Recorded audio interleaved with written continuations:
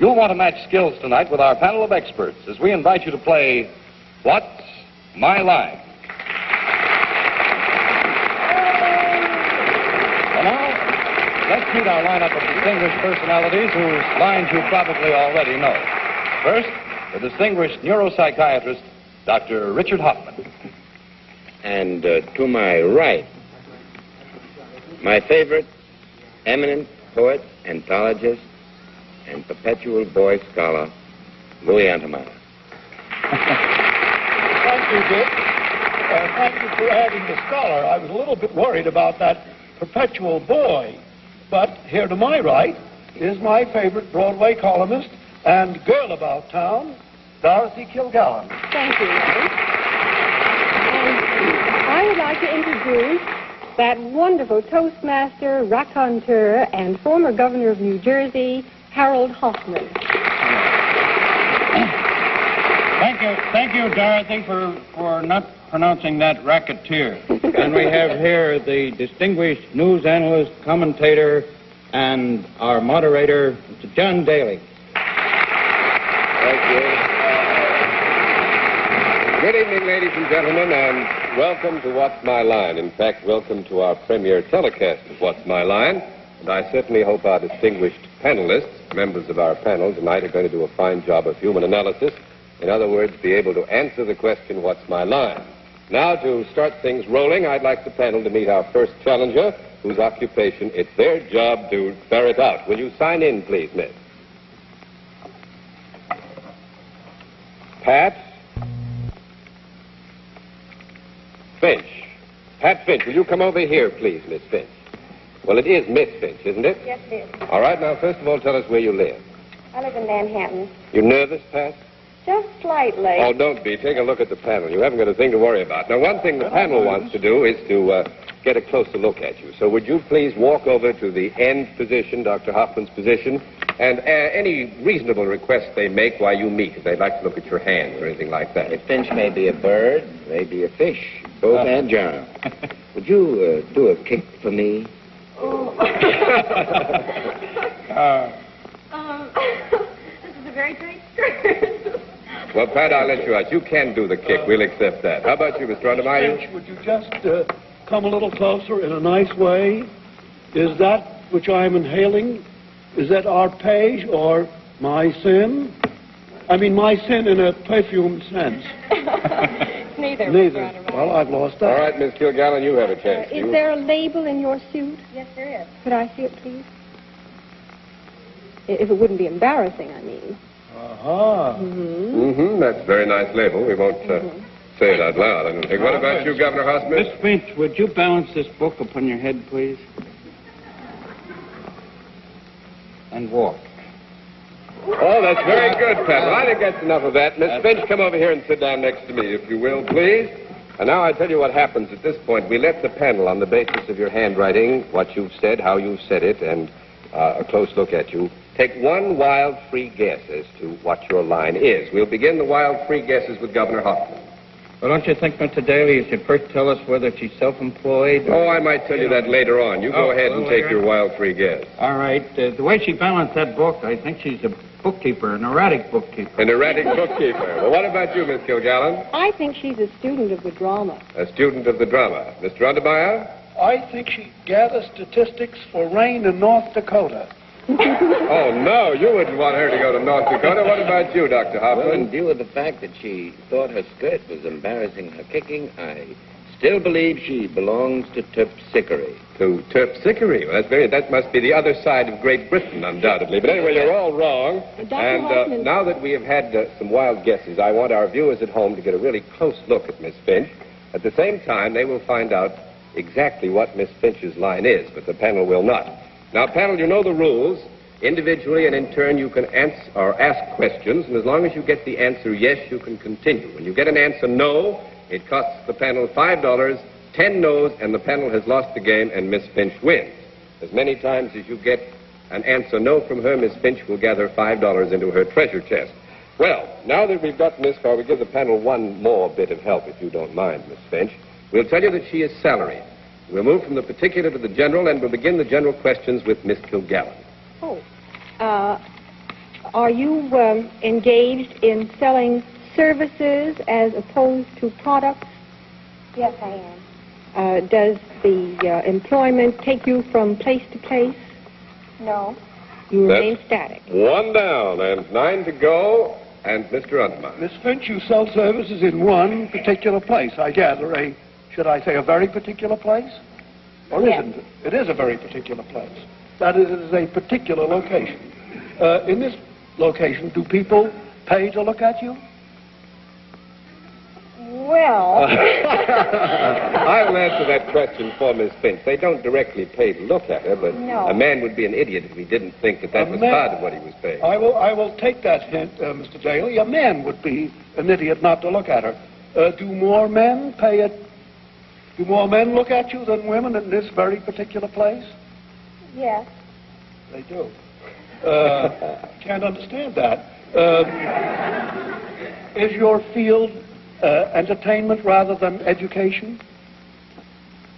Well, no. No, 2 down and 8 to go. You got rather far afield there, I'm afraid, Mr. Untermeyer. Dr. Hoffman, we now get to you. Well, I don't think she has to work at entertaining. Looking at her is entertaining. But do you work in a field where your beauty contributes to your ability to earn salary? Yes, I would say so. Yes. Don't be misled too much, but the answer would be yes.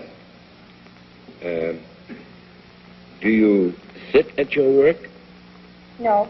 I will accept the question as not having been asked and say that she would sit some of the time, stand some of the time. You can go ahead, Dr. Hoffman. Do you work for more than one person? No. That's 3 down and 7 to go, I believe. Now, Governor Hoffman, it's your turn. You're on the block.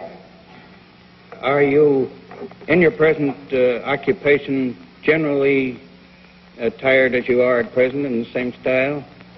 Speak close. No. No, she is not, but I don't think it would be fair to strike you out in the questioning for that. She could, by some stretch of the imagination, wear ordinary street clothes, although she would have a tendency. Do you generally wear a uniform or costume? Yes. Are your services performed in a theater? No. That is 4 down and 6 to go, and Miss Kilgallen, you have a chance again. Is your profession one that is usually regarded by young girls as fairly glamorous? Yes. Does your profession require any particular specifications as to height, weight, etc.? No. That's 5 down and 5 to area. go, and Mr. Untermeyer, I hope that you can prune this tree a little bit. In your particular profession, do you deal with more men than with women? Deal is not the right word. I should say, do you care more for men? I don't mean do you care for... I'm terribly sorry. That's all right. Do you Have fun. take care of men or any parts of their possessions or things like that? Yes. Oh, you do? Consultation, please. You can have 20 seconds for consultation. We are of one mind here. We are of one mind here, that it might be something in a restaurant. Hat check girl. A hat check girl, says my Would you friend. like to put the question? Are you a hat check girl? Yes, I am. Well, congratulations, Mr. Untermeyer. Yes. Miss Finch is a hat check girl in the Stock Club panel. I thought perhaps a couple of old rounders like Doctors Hoffman and Poet Untermeyer would know her on sight. Well, congratulations, Miss Finch. You won 5 times, so you will win $25 tonight. And thanks a lot for coming up to play What's My Line. Thank Is you. it true that the stork brought her here? The stork practically did. Well, thanks very much, Miss Finch. Any postmortems, panel? Do you feel that you did rather well that time? Oh, I think that wasn't bad at all for the first one. I think you did very well. Let's move on and find out who our next challenger is. Would you sign in, please, sir?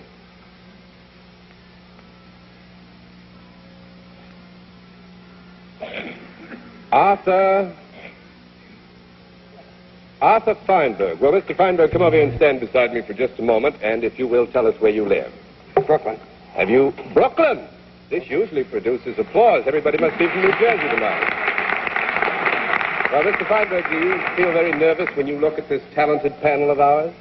Only from the knees down. Only from the knees down you're nervous. Well, take those knees over, if you will, to the far side of the panel, and any reasonable request they make of you, will you please accede to them? I'd just like to shake hands with you.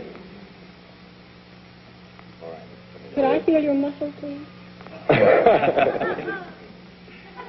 I have a geographical question to ask. Mr. Feinberg, as one Brooklyn man to another, I'm a Remsen Street boy myself. What part of Brooklyn are you from? Bensonhurst. Oh, well. That does. Well, I think that's enough, Mr. Feinberg. You come on over here and sit down next to me. I don't think the panel needs to find out any more from a close look at you. And now, as you probably have noticed, we give the panel one wild free guess on the basis of your handwriting, what you've said, how you've said it, and their good close look at you. Governor Hoffman, will you begin with the wild guesses, please?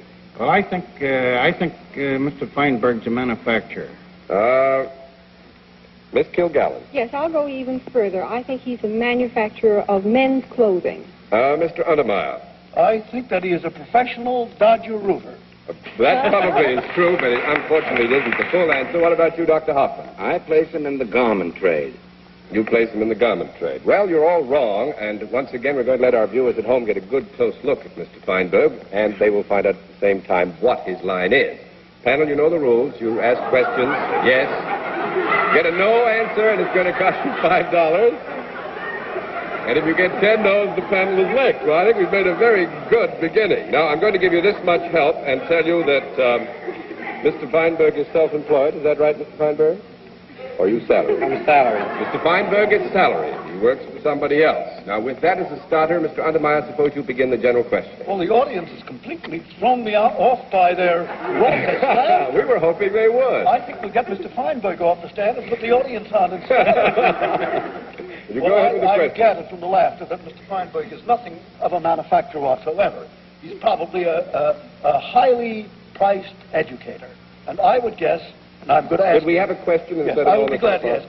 ask. Are you in a field which is educational? No. No, that is one down. And 9 to go. Dr. Hoffman? Are you in a field which is serviceable? You mean by that, does he... That people need what you sell? Or let's see. Yes. You'd say so. Doesn't he know? did he Is say he he knows? Yes. He say he was employed. Yes. Salary. Do you go from place to place in your work? Part of the time. And is your work competitive? Yes. And do you sell things that go up to pretty high figures? Well, now, we haven't as yet... I'd like to stop you here, because we haven't as yet adduced any particulars as to what he sells, whether it be services or products. The commodity with which you're occupied. I suppose there is some commodity with which he's occupied, anywhere This from is a paints to reasonable houses. assumption, but I was just making the point, Dr. Yes. Hoffman, that it has not as yet been adduced as to whether he sold services or products. So it might help you. I might ask then, do you sell services? Yes. And with those services, is there an occasional product? I'm mercenary. Yes, is the answer to that. And is that by services you mean advice? Would you like to ask the Yes, question? I'd like. Do you mean advice? That you give advice to No. people? No, that's 2 down and Maybe 8 to actual go. service. But some valuable information has been gleaned. How about you, Governor Hoffman? You're on the block Feinberg, now. you consider that you're engaged in a profession. It's against the business. It's a profession. Yes. Well, now, wait a minute. I have to move in here. It's not strictly, as we interpret business and professions, a profession. Well, no, it's 3 down and 7 to could I- go, and I'm afraid Miss Kilgallen takes over. Oh, you answered no. Yes. This Great. must be the most unusual business. It's a bit unusual. It's not uncommon, but it's a bit unusual. You say that the service that you sell and the occasional product is a necessity. Well, I would help you Well, rather this than a much. luxury, shall we say.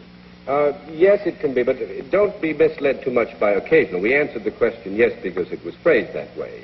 It's not necessarily an occasional product. I mean, leave your mind open on that score.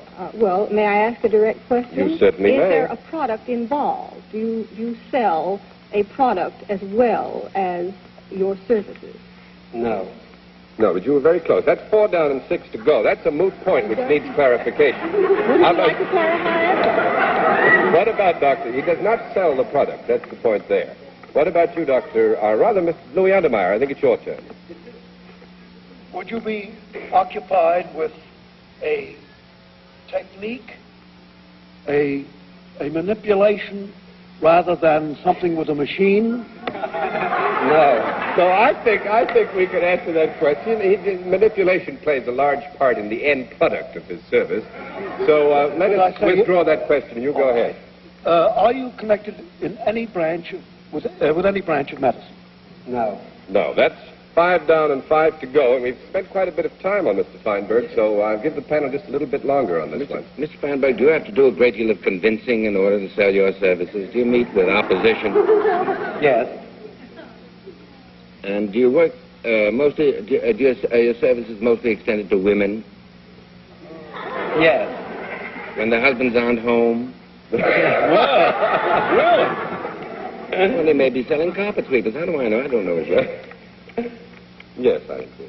Could we have a consultation? All right, I'll give you 15 seconds for consultation. He has a product. He has a product. I think he's a brick But he doesn't sell a product. Could it be like those television sets that they put in your home, but they don't sell them? They rent them or they leave them?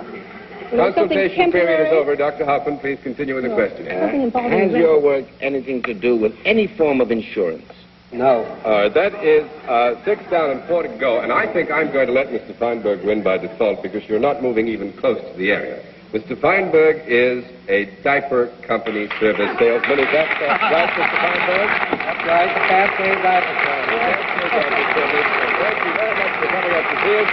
That means that you win $50 and you stumped our panel and thanks to That's getting below the belt, isn't it? We have a Well, I tell you what, you can all take this out of my hide afterwards. Now let's get on with our game, and let's see who our next challenger is. Would you sign in, please, sir? If a diaper doesn't give insurance, I don't know what will. Seymour. If it isn't a necessity, I don't know what is. Seymour Kalabny. Mr. Kalabny, come over here and stand beside me, will you? Dr. Hoffman just said a diaper does give insurance, so you can see we're going to have some trouble after the show. How do you feel about it? Yes or no? Well, where do you live? Tell us that. Forest Hills. You live in Forest Hills. Well, Mr. Kalabny, would you, as you've seen our friends, you've got some friends here. Stand over by Dr. Hoffman and walk by the panel, accede to any reasonable demands they make. How do you do, How do you do, Doctor? You wouldn't care to sing one line of a song for me, would you? First line of any song, you know. say no. I want to say no, but I also want to sing. Say no, I think. No. Oh, no, let's hear it. Show me the way to go home. Okay. All right, That way. This way. I think you probably frightened the panel out of their wits with that, Mr. McCullough. Now, will you sit down here for just a moment? As you know, they get one wild free guess now on the basis of your handwriting, what you've said, how you've said it, and how you look. Dr. Hoffman, would you, or rather, Governor Hoffman, begin the free guesses? That's all right. I'm a doctor, too, but I'll tell you about that some other time. All right, fine. I'm confused enough as it is. You say Governor. Free guess, I think he's a taxi driver. That's wrong. What about you, Miss Kilgallen? I think he's a subway guard. That's wrong. What about you, Mr. I Undermeyer? think he's an income tax misleader. That's wrong. What about you, Dr. Hoffman? I think he's interested in alcohol. I mean, not in drinking it. Well, he might have a slight interest in alcohol. Who knows? But now let's have our viewers at home get a good close look at Mr. Kalabny, and meanwhile they'll learn what his line is. Panel, you know the rules, and you should be all ready to go with your questions. No answers cost you $5. Let's begin the general questioning. After telling you that Mr. Kalabny is self-employed, let's begin the general questioning with Governor Hoffman. Mr. Kalabny, does your work require you to use a vehicle? No. 1 down and 9 to go. That's Kilgallen. Do you, a taxi driver there, That's right. do you consider yourself a businessman? I have to, sure. That is, as opposed to a professional man. Would you like to rephrase that question, because it might be very important? Well, do you consider... Say, are you? Are you a businessman? Oh, I think today in making a living, you have to be a businessman. Yes, but I think that's a moot issue. We'll have to call that 2 down and 8 to go. He is not a businessman. Mr. Undermeyer? If you are not a businessman, Are you what we would call a professional? Yes. You profess to be a professional. Thank you. Yes. Professional. Yes. Good. Do you deal with the well-being of your clients rather than their beauty? No. Oh, I would say yes. Yeah. Your well-being is much more important than your Yeah. client's Well, beauty. after you are through with them, that is, if you ever are through with them, do they feel better? Yes? Yes. Yes, they would be. You operate on, or if you operate, on all sorts of things. For instance, would I be better after you finished with me? No. That's 3 down and 7 to go. Dr. Hoffman, it's now your ball to carry. I know you can't improve, Louis. Anyway, that was really a question you shouldn't have asked. However, do you use tools in your work? Yes. Are they small tools, you know, hand tools or machine tools? Hand tools. Hand tools. Did you have to go to any particular school to learn your Yes. profession? Did it require a degree? Yes. Do you have patients or clients? Or both? Both. Do they sit when they come to you? Yes.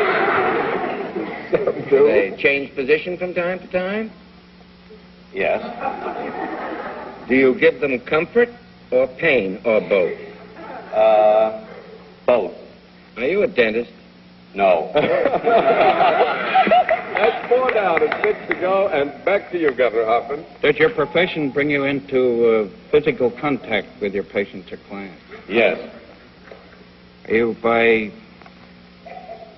any chance, a chiropractor? No. That is 5 down and 5 to go, Miss Kilgallen. Do you have a title? Yes. Are you a doctor? Are you called doctor? Yes.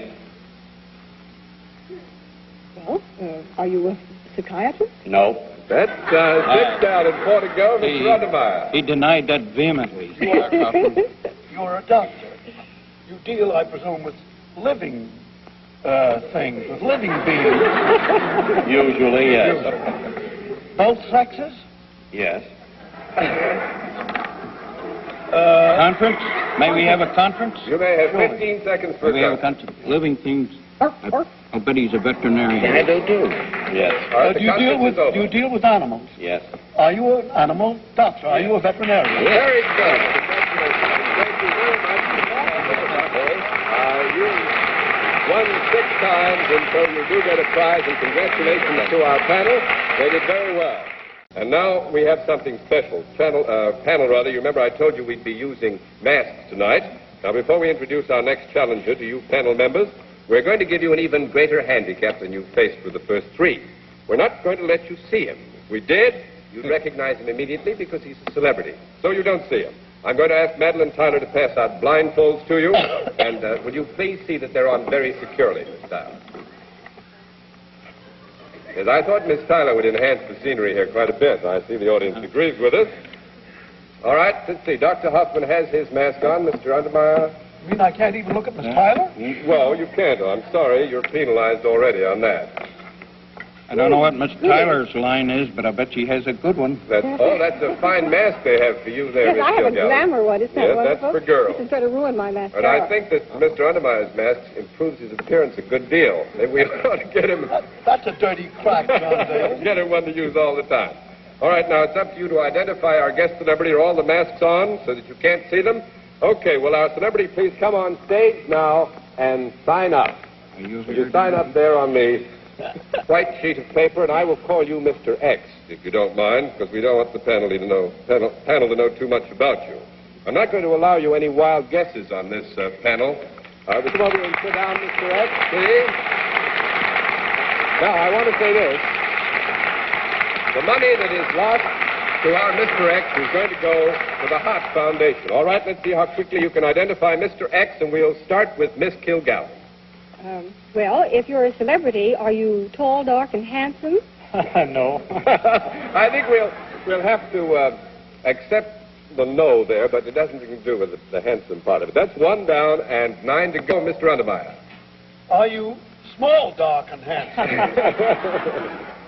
Well, partly. Yes, I think. You go ahead, Mr. Untermeyer. The answer is yes. Good. Yes. Are you, judging from that fine, vibrant tenor, a singer? No. That's 2 down and 8 to go, and it's yours, Dr. Hoffman. In spite of the fact that you're a celebrity, do you consider your life worthwhile? Certainly. I didn't hear. Yes. Yes, he did. In other words, you give comfort or joy or substance to people. Well, Yes, we'll take a yes on that. You see, Doctor, our time is running out very Well, rapidly. are you engaging in art? Well, it could be. Withdraw the question. Are you engaged in science? You want to withdraw that one? No, I think that's 3 down and 7 to go. Can't give you any more leeway. Governor Hoffman, you might be able to do very well with this one. I do not think you're in the field of government. Am I right? That's right. That's very well questioned. Do you work indoors? Do you generally work outdoors? Yes. We have only a minute and a half. Are you engaged in the field of sports? Yes. Joe DiMaggio, I bet. No, he's not in town. Are you connected with a sport that is generally not being played at this time of year? Yes. Are you connected with the sport in New York? Yes. In greater New York? Yes. If I said that you are not with the Brooklyn Dodgers, would I be right? You would be. Very good. Continue, Mr. Governor Hoffman. If I said you were with some New York aggregation of athletes, would I be right? Yes. I can only give you a little more time, Governor Hoffman, so you'll have to drive for the finish. Well, I think I have this fellow. All right, well, let's take a try, because I'm going to have to cut Two you in off. mind. I think it's Phil Rizzuto. Phil Rizzuto is right. Congratulations. And Phil, tell us, what do you do during these off-season days? Well, I work in the American shop, the clothing store over Newark. Oh, how's business? Pretty good. The American shop's over Newark. Well, I must say, you should be able to sell a suit very well and very fast. And thanks a lot for being our celebrity You guest still live in New on Jersey, What's My Phil? Line. Yes, Mr. Daly? that's good. I Yes. stick to my original guess. I still think that Phil would make a very good singer. Oh, I think he'd make a wonderful singer, but he's one of the finest baseball players that ever came down the Can you track. sing with That's Ralph the Franklin? important thing. Thanks again very much for being our celebrity guest on What's My Line tonight, Phil Rizzuto, and a very fine piece of work, Governor Hoffman. Now, ladies and gentlemen, I'm sorry to say that our time for this evening is up. So, until 2 weeks from tonight, when once again we'll try to see how good we are at spotting the occupation of our challengers, I will have to say good night, Dr. Hoffman. And good night, Louis Untermeyer. And good night, Dorothy Kilgallen. And good night, Harold Hoffman. And good night, John Daly. And good night, ladies and gentlemen, and thanks for being with us on What's My Line.